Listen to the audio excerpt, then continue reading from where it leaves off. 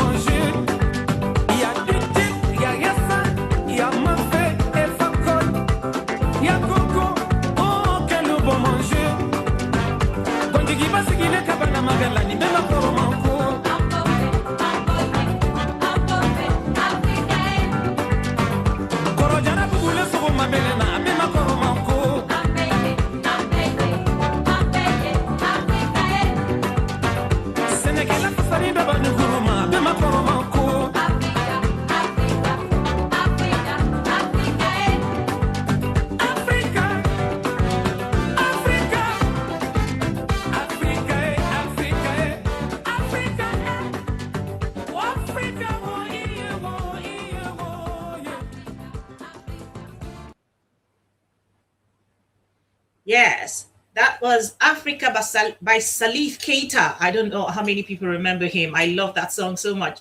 Glory, Christian, and welcome. Yes, evergreen music. Yes, absolutely. I love the song. And for people who might want to know the translation of the song, it is Africa is my descent, and here I am far from home. I dwell within a land that is meant for many men, not my tone. And of course, I'm sure he's referring to his albinism. The blood of God is my defense. Let it drop down to my seed, showers to your innocence to protect you for all eternity. And with this wood, I beat this drum, and we won't see defeat. From kings to queens becomes a prince. Knowledge, wisdom is understanding what we need. Ever since the day you came, my whole world began to change. I think now he's referring to his beautiful albino daughter. You know, my whole world began to change. I knew then to dedicate my life for my own. Every day I see you grow, and I remember what you already know. I receive the love that radiates from your glow. From which you came was love, and that's how it all should be. And you and I, soul and I, through all the time and history. Just a little background, even though that this song must have been written to dedicated to his daughter, but it means so much, as Africans all around the world. Of course, we are very familiar with the terminology of referring to ourselves as kings and queens, because that's who we were before the coming of the white men into our lands, the invasion of our white people into our lands. Boma Harris says, celebrating your good work, my sister. Thank you. Princess Ivy Osawe, welcome, welcome, welcome, everybody. And so as you join, of course, if you haven't liked, followed, or subscribed to our channels, please do so. It is Africa Rise TV on YouTube and SWOB21, SWOB21 on Facebook, Africa_Rise.tv on Instagram. Please do the needful, like, follow, share, subscribe to all our channels. Yes, so our discussion today is Nigeria, because Nigeria's problems seem to be compounded by the minute, by the day. Some people who are benefiting from the present day government will beg to differ to the realities that we see or people talk about in present day Nigeria. But we're going to rub minds. We're going to put on screen the phone numbers to call for your contributions if you're interested. But if you want to turn up live here, just type in flash guest, and we will to our WhatsApp number, and we will send you a link to come on. First, I want to play a video that talks about a video celebrating Bola Ahmed, or campaigning, or looks like a campaign for Bola Ahmed Tinubu. Let's play that video, and then we'll continue. We'll discuss about it.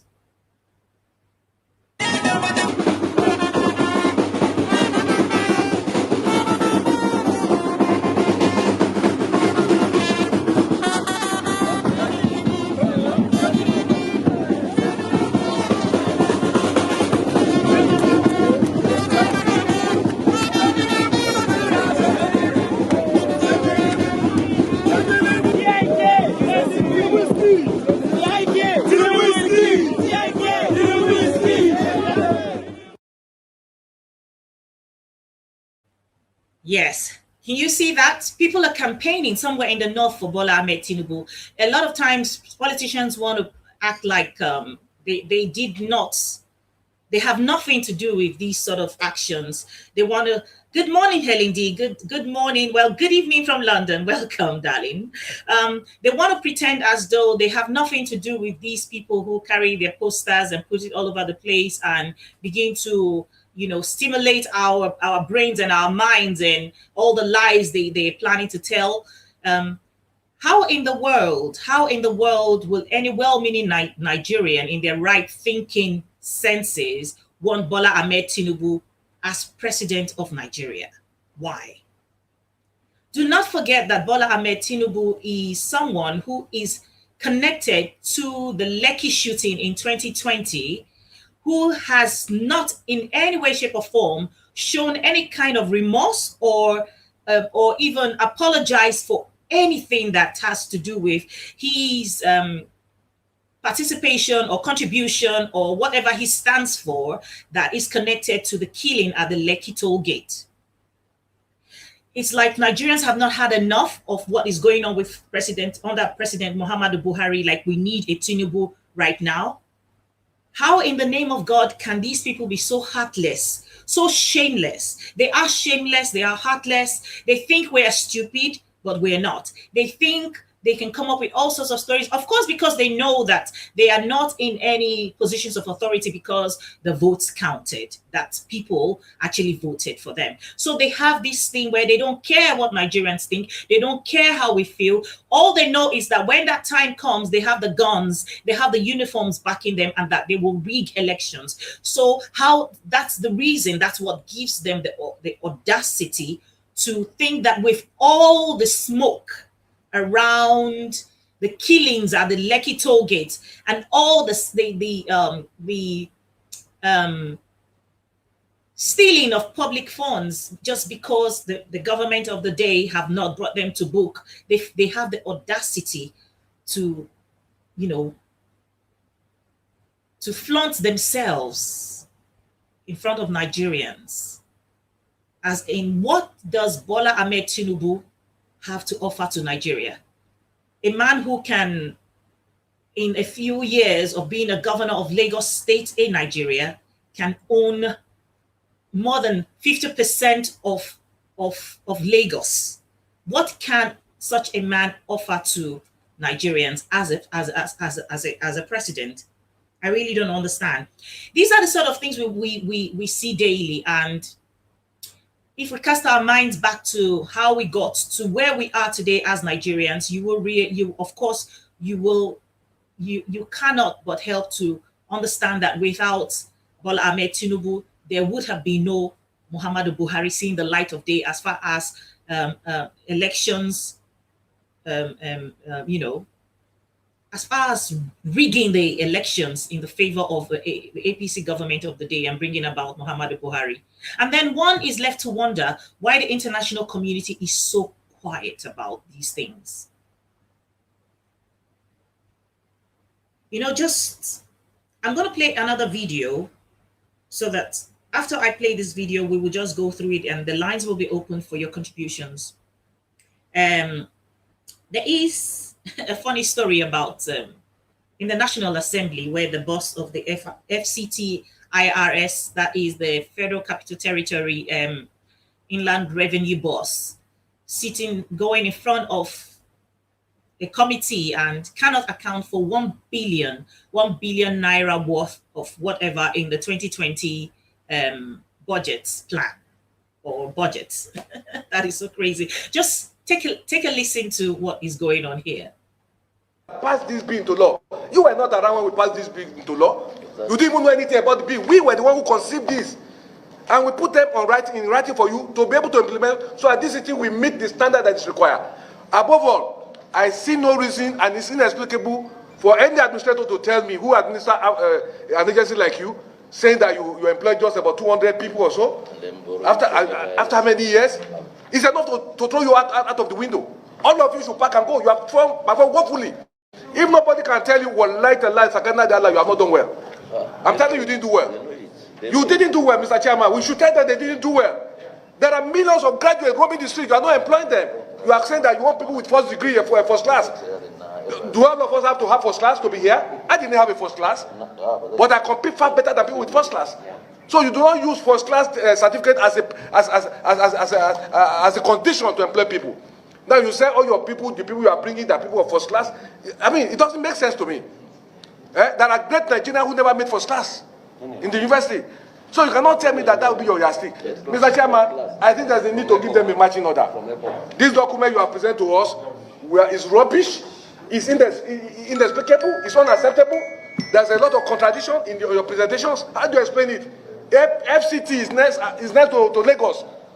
In terms of revenue base, it's next to Lagos. You are sitting here for how many years and you are performing woefully. You are talking about giving us what a local government, what a local government will record for a year. And you think we want to celebrate you as senators here? Very, very disappointing. I've said this so many times. For FIRS to sit down, for Abuja IRS to sit down here and they say they are collecting 75 million, 80 billion a year as revenue, and you think that is something to gloat about. It's an embarrassment. It is an embarrassment. After 4 years, I was in Ogun State when we started at 700 million. We went to 7 billion a month revenue with the chairman of GRS. It is an embarrassment. I mean, 70 billion, and then last year was 70, this year 70, and you are saying half of it now, FIRS is the one that collected it for you. So what are you doing? So we sit down in the office, and then we are waiting for FIRS to now collect for you, and then you now take your 2%, and then your salaries get paid. And we talked about this last time. We sat down with you, we said, okay, whatever help we can help you, wherever you need people, we brought in whoever we can refer to assist you. If you don't have the capacity, just say you don't have the capacity. It's not everybody has the capacity to start a company. Basically what you are doing here, we've given you a vehicle to start a company and run it and generate revenue. And if you don't have it, just say you don't have it. FCT, FIRS, and inland revenue, I think supposed to be even in the FCT, it's supposed to be even stronger than FIRS. But to be very honest, FCT revenue services is not busy. Oh, yes. Oh, did you? I don't need to translate to you what they were saying. They were speaking in plain English. And of course, how we call it here, they were speaking Nigerian, which means they were speaking English with a Nigerian accent, which means that a lot of people can understand who are watching here. Can you imagine the joke? The joke of not being able to account for 1 billion naira, and FCT, which is second to Lagos in revenue earnings, is talking about accumulating about 75 to 80 billion, when, like you heard the senator from Ogun State who was mentioning about how much Ogun State is able to come up with in a month. In a month, that is Ogun State, nothing to do with Lagos or River State. Isn't it a joke that when they asked him about employing people, because this man's excuse not being able to account for certain monies was the fact that FIRS, the Federal Inland Revenue, is the one collecting taxes or revenues on their behalf. And almost 50% or above 50% of revenues collected on behalf of FCT IRS was collected by FIRS. And this man whose excuse is the reason why they haven't employed enough people is because they are looking for people with first class. First class. And I can bet you the man in position of authority, who is, I think his name is Abdullah Atta. Abdullah Atta is the name of this FCT IRS boss. I can bet you that if you went through his CV, he probably didn't even graduate with a third class. But we know how they make employment, what the yardstick they use in employment, especially under this present administration of President Muhammadu Buhari, which is you have to, it's about tribe, it's about religious affiliation. You have to be somehow a Muslim, you have to then come from the north, and probably even be a Fulani man before you're employed, because you cannot tell any reasonable person that a country that is teeming with more than 60% of its population are very young people, people who have gone to school, graduated, don't have a job. You cannot tell me that you cannot find people to employ to do this job, and because of your inability to employ people who can do this job, you get to source out this job to FIRS. Like FIRS doesn't have enough work on their table to do, and you cannot account for 1 billion naira in the 2020 budget. One of my experiences in Nigeria, working around different government agencies, is the shame and the fact that someone goes to school and studies Islamic affairs or some religious whatever, and then comes and heads. He's then made the boss of someone who is better qualified to handle a situation. So sometimes you find yourself talking to someone who cannot see beyond his religious what's the word now? You find yourself talking to someone who is looking at you as a woman. Why do you talk so tough? Why do you talk so knowledgeable? Why are you talking to, he's a misogynist. Of course, it's a male chauvinistic society already. Then you have misogynists who are religious bigots who cannot see beyond their nose because you're talking to them and they cannot see anything. They don't even have the capacity to understand what you're saying, first of all. So their first defense is to look at you as a woman or try to talk down on certain things that you're saying, because they cannot see you beyond what their little mind can capture. If you want to call in and make your contributions right now, you're free to do so. And the number is +44 7459 349 175. Please call in and make your contributions. And just really quickly, I will show another video why we are at the place where we're at and we're not happy. And the African Union and the ECOWAS are silent, forgetting that when the bubble bursts, when it gets to the point where Nigeria can no longer contain itself, they will not be safe themselves, because all these atrocities going on and happening in Nigeria, and the ECOWAS is not saying anything. ECOWAS is not saying anything. ECOWAS is not condemning anything. Up until now, we haven't heard anybody from the ECOWAS, and the ECOWAS whose chairman today is the president of Ghana, Nana Akufo-Addo, has not opened his mouth to condemn in stern terms the atrocity, the genocidal, these maniacs going around killing, burning people's farms, foods. No one has said anything. The African Union, of course, is as useless as we can have it right now, with Musa Faki, who is the head, who is a puppet of European countries like France. He cannot say anything. And so these people think they are living in isolation. I sorry for you, as my grandmother would say. I sorry for you, because if Nigeria is a country of 200 million people and there is a lot that is going wrong and nobody wants to say anything, when we will not only implode on ourselves, we will explode. And when that explosion happens, there will be no hiding place for anybody, whether you're in West Africa, East Africa, Central Africa, South Africa, because the population is massive. So this is the time where other African countries, people who are watching, people who are from different countries, this is the time to begin to call out your leaders, to begin to raise their voices against this genocide that is happening in Nigeria quietly.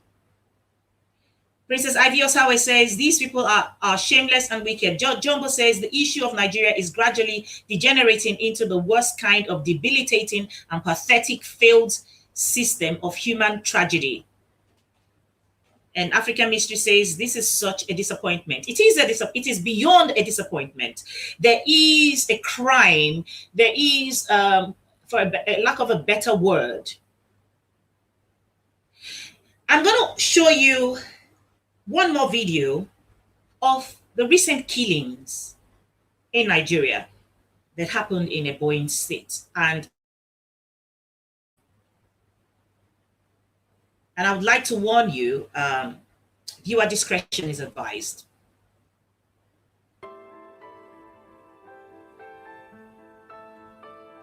Yesterday, yeah, after those Fulani men, they take over our people here.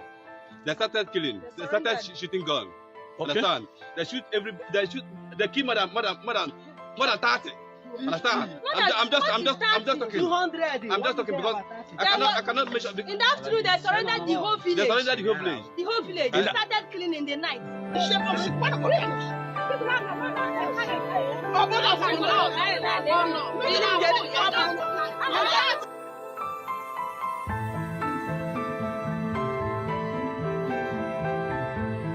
We took Okada from Calabu Junction as well. We was coming, reaching along the road, along the road. So we saw some men, all of them come out from bush. Some was in the road. Some of them in the bush, all of them started beating us. Some use dagger. They carried, all of them carried gun. And we are unable to run out. So as they are beating us, they carry us inside bush. There they told us to lie down. We women, we were about 4 or 5. As they are beating us, that Okada man that carried us, they carried dagger, shoot him. Okay, took him in the stomach. No. Okay. And the man died. So they wanted to raise that dagger on us because I was praying earnestly. So immediately one of them told the other one that he will not do so. So he withdrew the dagger. They beat us. When you pass Egedegede, before coming down to here, the one they did in Egedegede, didn't you see that one? They have never done that one before that. We are the first Okada they started passing up. Okay, and while you were in the bush, other people were coming. As they are coming, they begin to stop them and begin to beat them as they have beat us. After beating, they will drag them inside bush and lie them. They will tell all of us to lie down, but all the men, all the Okada men, they killed all of them. The thing started around 6 o'clock. We are there till night. After killing people, they started burning machines. So this incident lasted for how many hours? About 2 or 3 hours. I can't remember. And they picked all our phones and all the money we have. After they have finished, we just run inside the bush. Begin to run inside bush till we come out. And in that inside bush we slept. This morning that we come home. By their intonation, can you recognize them? Can you know whether they are where they come from? They are Fulani people. Huh? Fulani men. They are Fulani? Yes. They used to carry their cows, go inside our farm and destroying our things. Our people say that they should leave us so that they will not destroying our crops again. After that, I heard that they pursued them. So I am not happy about the incident. I'm not happy. I'm totally sad. One of our colleagues was involved in this incident, named by Ede Friday, okay, aka Oshugu. I just heard about the information when I received a phone call from one of my colleagues yesterday, and the person told me about the incident that took place here. So I decided to come and witness the whole thing. According to a person that told me this, according to him, he said that the incident took place around 5 o'clock or 5:30 yesterday. From Obago here, we recorded about 11 so far, and in Kala over there, we recorded 5. Other people that we have people from other ethnic groups, other communities, the other villages, they are more than 6 in number. So I cannot give the actual number because we are still tracing some of these calls. I am totally confused. I'm totally sad. I am not happy at all. Okay. I wonder why we should have security in Nigeria, and some people will be allowed to be going with arms. So this thing is quite unfair. Nigerian government should do something about it.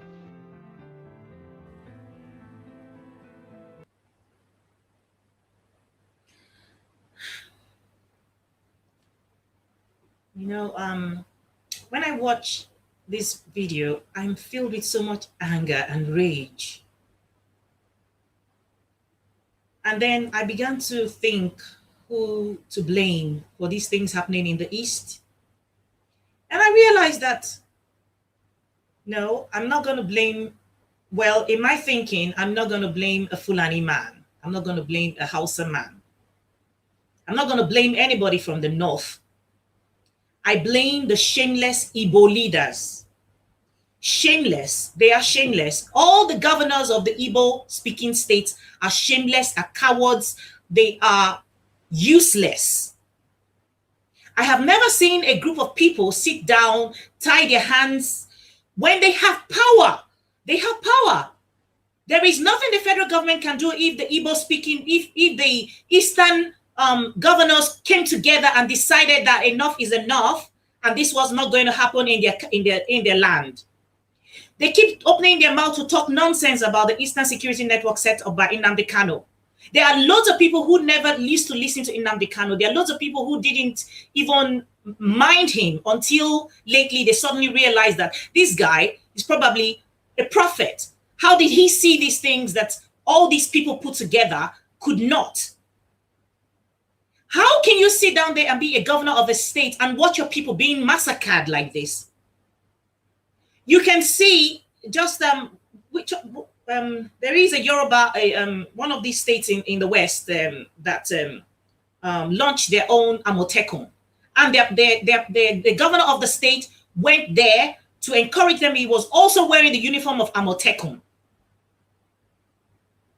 Then you have Anambra State, Enugu State, Ebonyi, Abia, Imo, Enugu. You have all these people useless, put together useless, sitting down there. The Igbo governors, the elder statesmen in Igbo land, the elite of the Igbos are the ones to blame. They are the ones to blame. They are the ones killing their people. They are the ones killing their people. I am so furious. I watch this thing. I am so furious. There is no human being that God has made on earth that if at the end of the day, you have no other option and your life is threatened, that will not fight, that will not stand up and protect their own lives.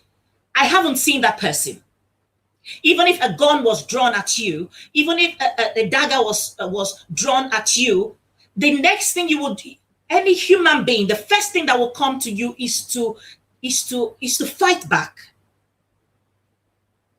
You must fight back because it's either your life or the life of the other person. It's not the time to worry about if I'm going to get wounded or injured because you're going to die anyway. How can the Igbo leaders be so wicked to themselves? Look at that poor woman. Look at the poor woman who was talking about how they were the first people on the Okada when the Fulani herdsmen attacked them. In fact, how she survived it it's a miracle, because these people are heartless. I have not even seen them spare children, not to talk of a woman. Look at how they massacre, they kill these people. And some educated fools calling themselves lawyers are talking about ESN as an illegal architecture set up by Nnamdi Kanu, until their lives are taken as well. Like, How dare anybody sit down and open their mouth and go to bed and sleep and have peace, knowing that you have sold your conscience because you're such a coward? How? Just yesterday we had people coming to protest President Muhammadu Buhari's arrival in London. And then it was led by Reno Omokri. And somebody from inside Buhari's Abuja house called the police on Reno Omokri. Yes, the police came. Reno Omokri flew all the way from United States of America to the UK. And then he was told to leave. And then when he went to the police and explained himself to the police, that he was allowed back to continue his protest. Why? Because even the police that was called by Muhammadu Buhari and his cohorts know that he has rights to do so. Muhammadu Buhari has no rights coming to the UK, coming to London to seek medical care. Has no right, because if he wants Nigerians to die, he wants Nigerians to stay in a country with no medical no medical facilities, no qualified doctors and equipment. Why is he coming here? Why is his life more valuable than the lives of Nigerians, the rest of Nigerians? As far as we know, nobody's life is more valuable than the life of another. And other than the respect that we normally have as Africans towards our elders, I have no other kind of respect for this man. Because the man has failed. Whether he is the real Buhari, whether he's the fake one, I don't care. I really don't care. I don't even want to know if there's a real or fake Buhari. What I know is that there is a government of ineptitude full of people, old people who should have been with their ancestors, taking over positions of authority and stifling the rest of Nigeria, killing innocent people. It's not enough that they've stolen public funds. Now they're killing us physically. If you people want to understand what is going on in Nigeria, ask yourself, why is it, though, that when these Fulani headsmen go to farms, they don't only allow their cows to eat up the crops, they also destroy, they burn whatever that they meet there. Why? If you want to begin to put one and one together, I have no evidence of any sort to say this is what it is, but this is a theory that I've come up with. Why would they go everywhere they go? Just a few days ago, I watched a video. They went into a farm where there's a lot of yam. I can't remember what state that was now. And they burned the yams. Why are they bent on destroying the food that they meet on people's farms? So if you begin to connect the dots, then you begin to understand why is it that they call the bluff of not sending food from the north to the east and the west of Nigeria. There is a food war that is going on in Nigeria, whether or not we like it. And as usual, everybody wants to have a laissez-faire attitude until it comes to their doorstep. There is something that is going on. They have had a meeting somewhere where they usually have their meeting with their little radios. And one of the things they have done is to tell them to destroy anywhere they find people growing food, because the one way they can cripple the rest of Nigeria and bring everybody else to their knees is to make sure that we starve, that the rest of Nigeria starves. And that is the only commonsensical thing I can come up with, why they don't just go there to let their cows feed on other people's plants and other people's crops. They will destroy. If their cows are not able to eat up everything, they will burn it. Why? Because they want to terrorize people from going to the farm. They don't want us to go to the farm. If we don't go to the farm, we cannot grow food for ourselves. If we don't grow food for ourselves, a time will then come when they finally will try that stunt again that they tried lately, calling it whatever name in the guise of some kind of a strike, because they are being levied so much money on the way of taking their things to the other part of Nigeria, which for me is a bogus lie. I cannot believe it. It was a stunt they pulled, but they pulled it too early, as far as I'm concerned. That is the reason why they go to people's farms and destroy the food, because they want us, the rest of Nigeria, to be totally dependent on only them bringing food. Therefore, whatever they decide to do with us, when the time comes, when you're hungry, you have no choice but to agree to the terms and conditions of the demons in hell.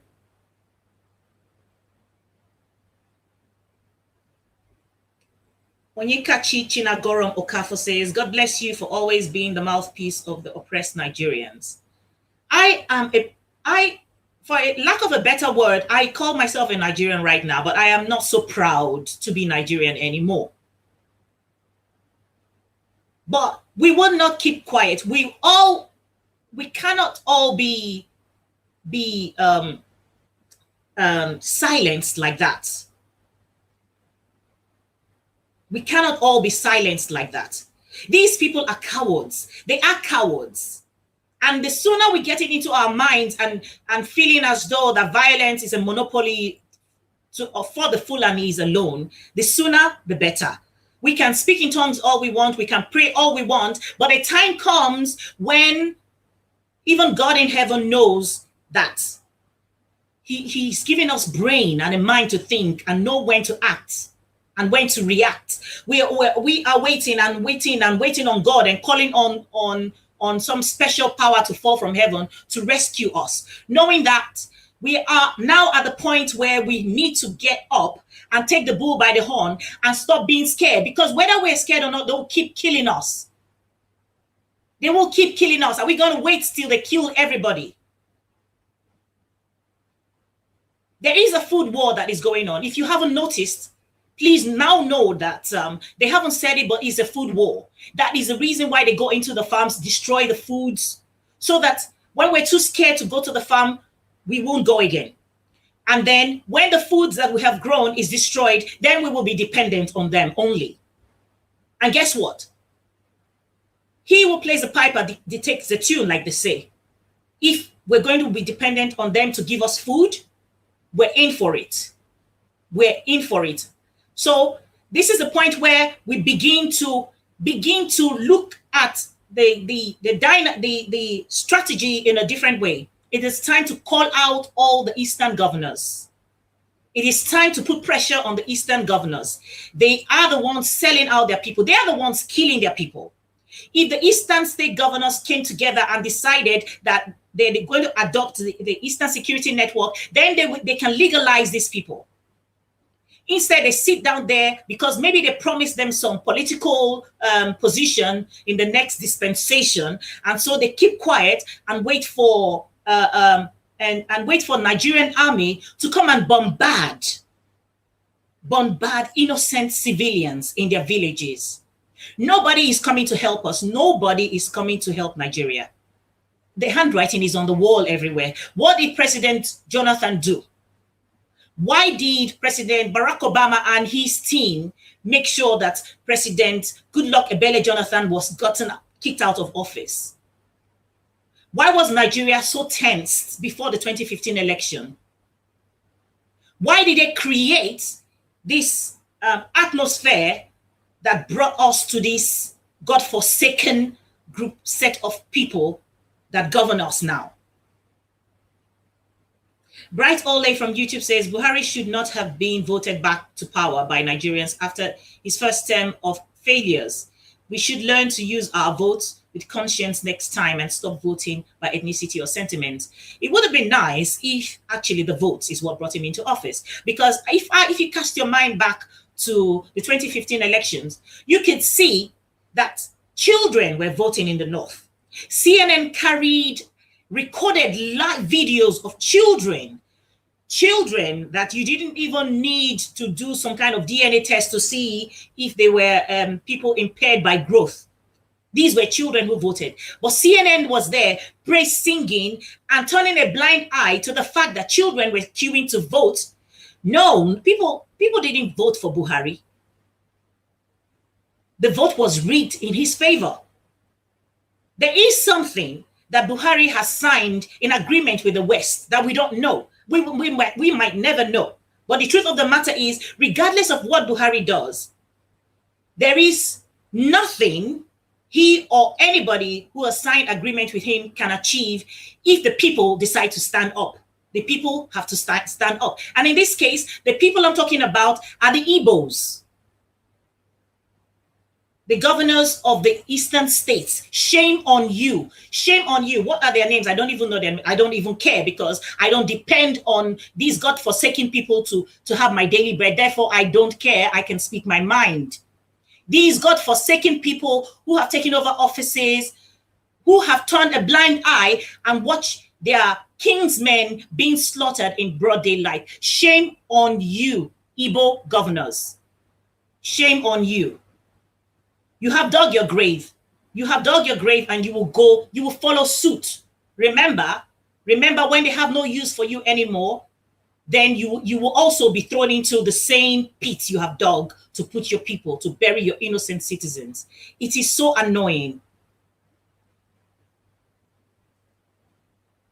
President Muhammadu Buhari is in London to save his life. What life? What life is he trying to save? I don't know.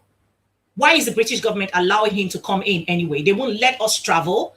If you don't have a reasonable excuse as to why you want to go abroad right now, you can't travel.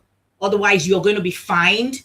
Why is President Muhammadu Buhari allowed to come into the UK for medical care? Why? Why doesn't his country have such care to give to him? Nigeria is a very, very well-off country, even if it's just the monies that they have borrowed. Shame on the African Union. Shame on ECOWAS. President Nana Akufo-Addo, you should have raised your voice and spoken for the innocent lives taken at the Lekki toll gate, and for the lives that continue to be lost in Nigeria. Shame on all of you, and shame on the Igbo governments, Igbo governors of the eastern states. Shame on all of you. I don't think anyone is ready to call in, and I don't want to keep going on, but this is something that we should begin to think about. We should realize that there is a grand plan. There is a grand plan to make sure that we cannot grow our foods. There is a grand plan to make sure that whatever foods we have grown is destroyed, so that finally, when they come up with that stunt again of calling a strike in the name of petty 100 naira, 50 naira that is taken from them for their goods being transported from the north to the rest of parts of Nigeria, that's all bogus excuses. The real story, the real deal, hypothetically, some people will say, but I'm thinking that this is the real situation that is going on, which is that they want to make sure that we have no capacity whatsoever to feed ourselves. And then they will come out with the guns and the daggers and everything else and bring us to our knees. This is the much I can take for today's broadcast. If you haven't liked, followed, or subscribed to our channels, please do so. It is Africa Rise TV on YouTube. It is Africa_Rise.tv on Instagram, and SWOB21, SWOB21 on Facebook. Like, follow, subscribe, and share our broadcast. Also, it is your responsibility to educate others with every little bit of information that you have. Educate other people. It is the word of mouth that is the word of mouth that is going to help to educate the population that is mostly illiterate, especially in the villages. Apex War, how do you call in? I'm going to put the phone number on the screen. You can call in via WhatsApp on +44 7459 349 175. Hey, my big brother Daniel Wilson is here. Thank you so much. Thank you so much. Thank you.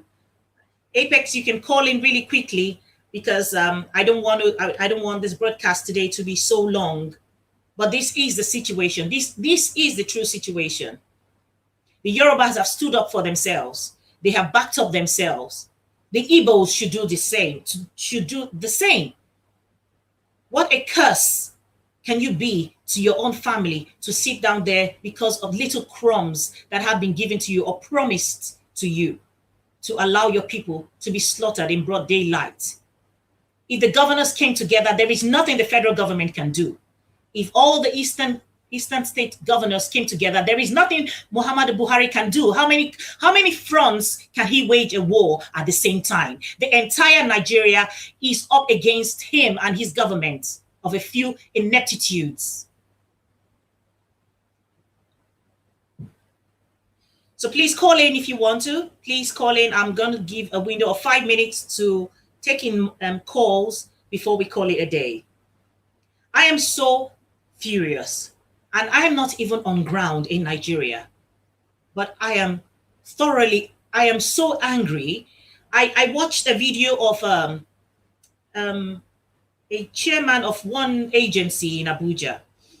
I think it was Banex. I lived long enough in Abuja to recognize buildings. I think the building was in Banex Plaza, somewhere in Wuse 2 in Abuja. For unprovoked, this man opened his hand and slapped this security man. This Hausa man, I don't know if he's Hausa, he's a northern man, opened his hand to slap a grown-up man. A grown-up man. Hello. Welcome to Africa Rise. Please make your contributions. Introduce yourself first. Thank you. Hi, my name is Starman. Welcome, Starman. I'm a Biafran. Thank you. I'm a Biafran. In fact, I feel so ashamed calling myself in Nigeria. I prefer to actually introduce myself as someone from a zoo than to say I'm from Nigeria. Because Nigeria is all over the world for all the wrong reasons, to the point where I don't think there's any salvage in Nigeria. So I hear people all the time talking about, oh, let's save this country, let's save our own country. Let's save our country, it's the only country we have. And I'm thinking, what do you think other people have been doing for 60 years? What do you think the Civil War was for? All the coups, failed attempts at democracy, what do you think all that was for? If you couldn't save it then, when you had more intelligent people like Nnamdi Azikiwe, Awolowo, and co, far more intelligent than any Nigerian today, what makes any of us think that we have the magic formula? I remember when I was 10, 15 years ago, here in the UK, I'll speak to African people and they'll be like, oh, you're from Nigeria, wow, we respect you guys. People from Zimbabwe, from all sorts of African countries, they respected us then. But look at us today. Your average Nigerian today cannot string a straight line of English. And these are the people in power. Look at Wike. Wike as a governor. He thinks that being a powerful man is putting on a husky voice. I will shoot anybody who try it. Well, he thinks that's being a powerful man. Look at the kind of people we have leading on. It's a shame. It's a thing of shame. I cannot associate myself with Nigeria anymore. The shame is too much. And I cannot believe, are we so used to it that we don't feel the shame anymore? See, and it's not, here in the diaspora, even to tell other Africans that I'm a Nigerian is shameful. The other day I met a Yoruba guy. He was working as a security guard, and he told me that I won't believe what happened to him. Because me and him, we've been, bantering about the breakup of Nigeria, whether it's going to happen or not. And he said, I won't believe what happened to him.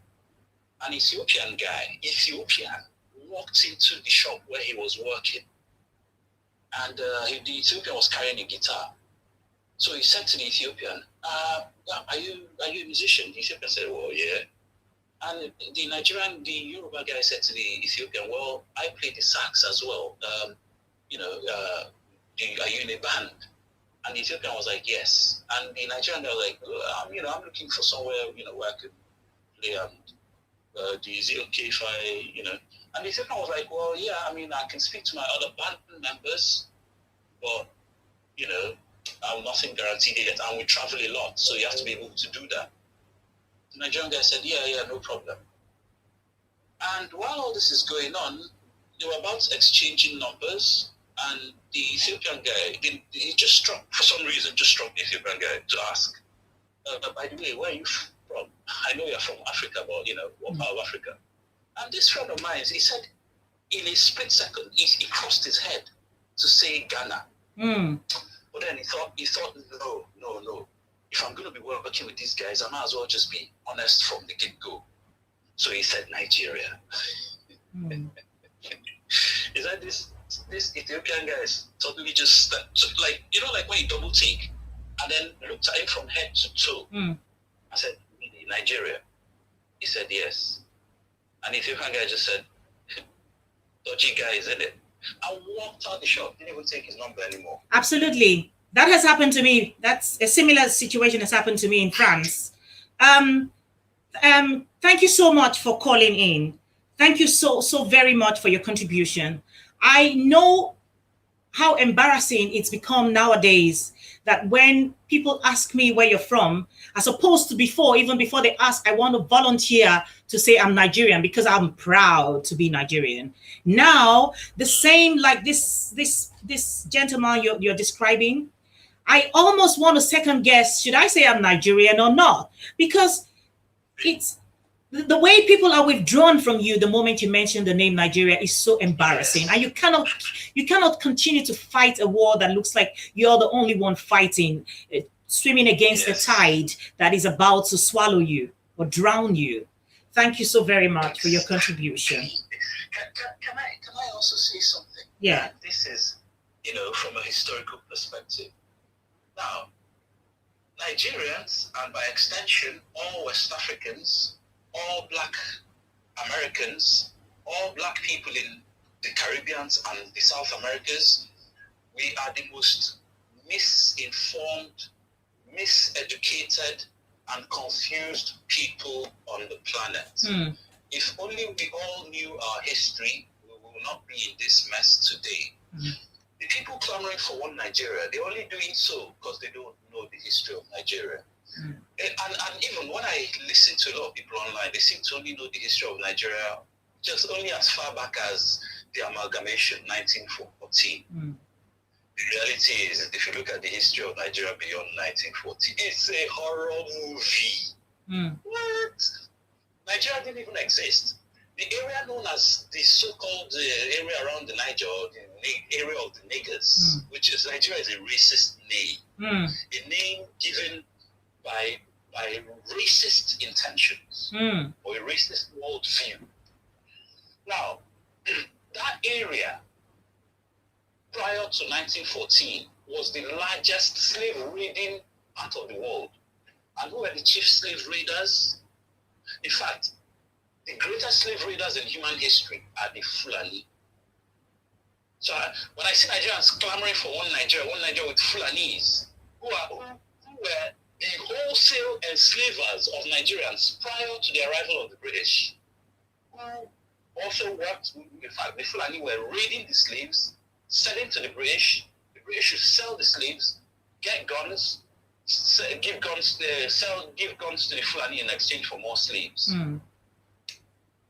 But Nigerians don't know this history. A lot of them, we all know about the Civil War. Look, I always say this. If Nnamdi Azikiwe and Awolowo knew Nigeria's history originally, not what the Oyibo people taught them when they went to Cambridge and America. No, if they knew the original Nigerian history before, when the Fulani were the main slave raiders, they would never have agreed for one Nigeria. Absolutely. Never.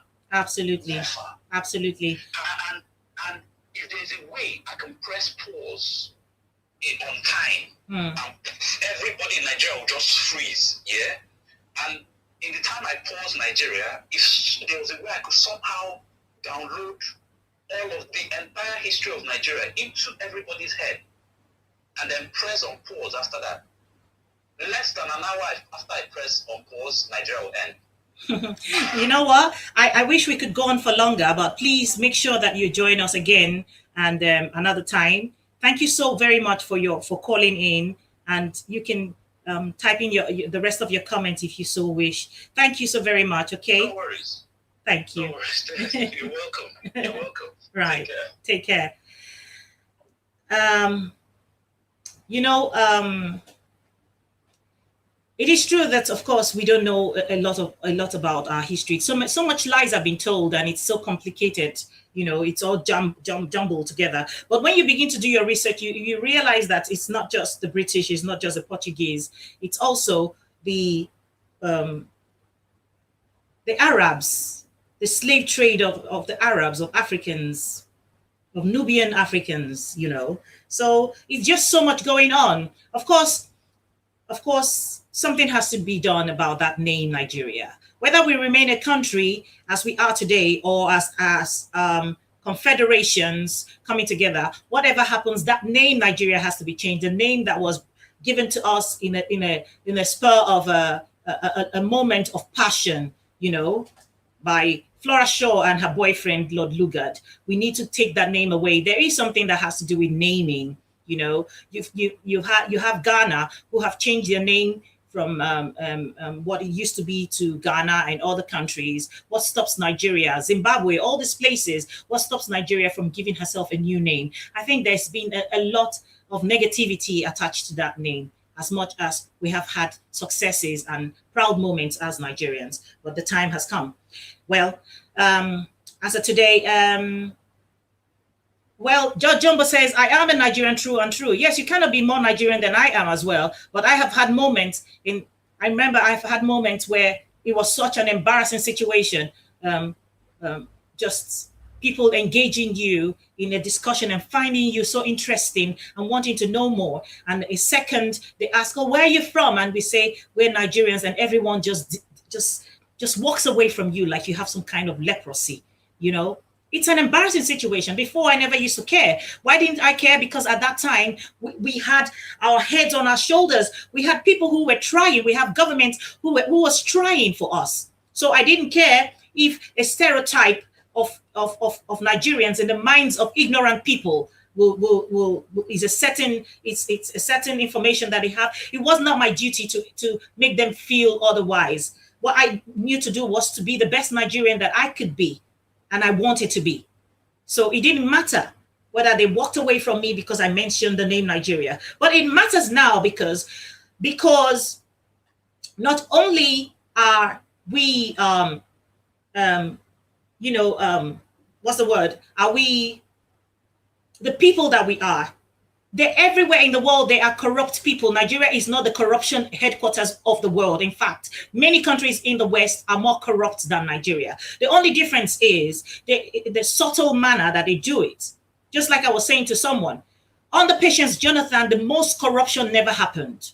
Under Goodluck Ebele Jonathan and his wife, the most corruption didn't happen. There was a difference with the corruption that happened during Jonathan's time and what happened when people from the North was there. The difference was we are, as Niger Deltas, Niger Delta people, are a loud group of people.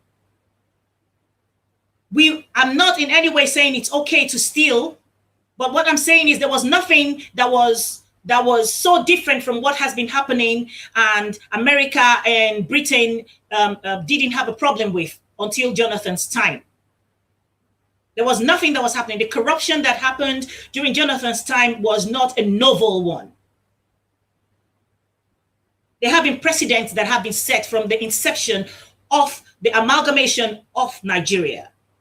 Why was Jonathan's one different? Because as a people, one of the traits we have is loudness. We were loud. While other people were eating and cleaning their mouth, we were eating and putting the oil and walking around. And so it made it look like we were eating more than the rest of the people who were bigger thieves, who have even come back to show that they are more bigger thieves than anyone could ever imagine, because broad daylight, they do all these things, commit all these atrocities. In this dispensation is the only time we have heard that snakes and vultures are swallowing money, and they are so shameless to propagate these things. These people are shameless people. How do you deal with people who have no shame? They have no integrity. This is the time where we call our individual state governors and governments to order.